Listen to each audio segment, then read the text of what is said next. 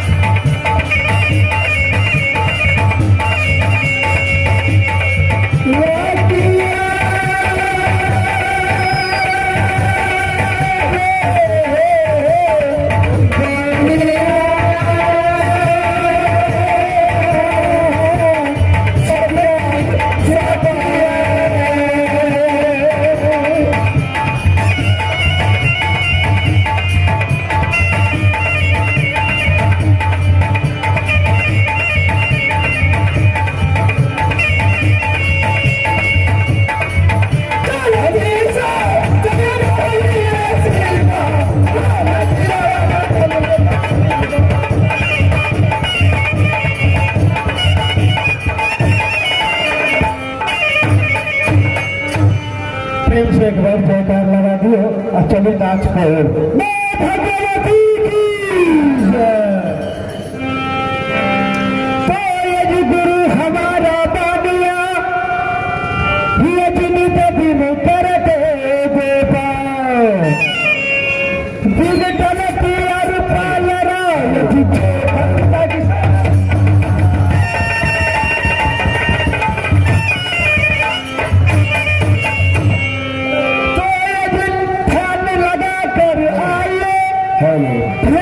से रखिए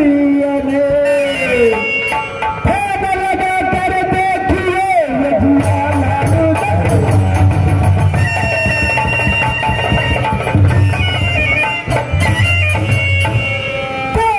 नंदग्राम संग्राम नहीं शरीर जो नागा विरजा सर के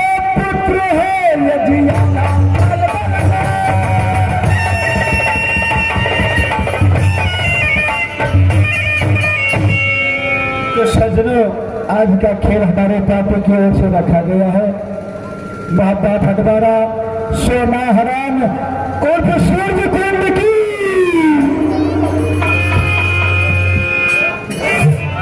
हेलो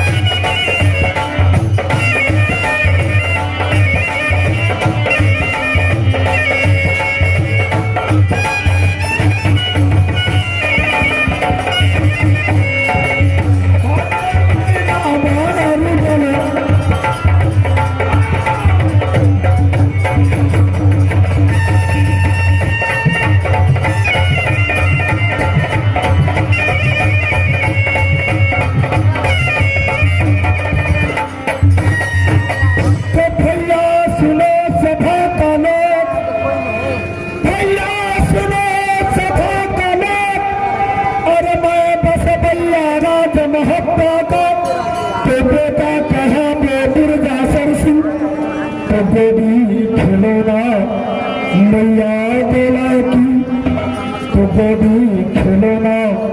मैया तोला की कथा से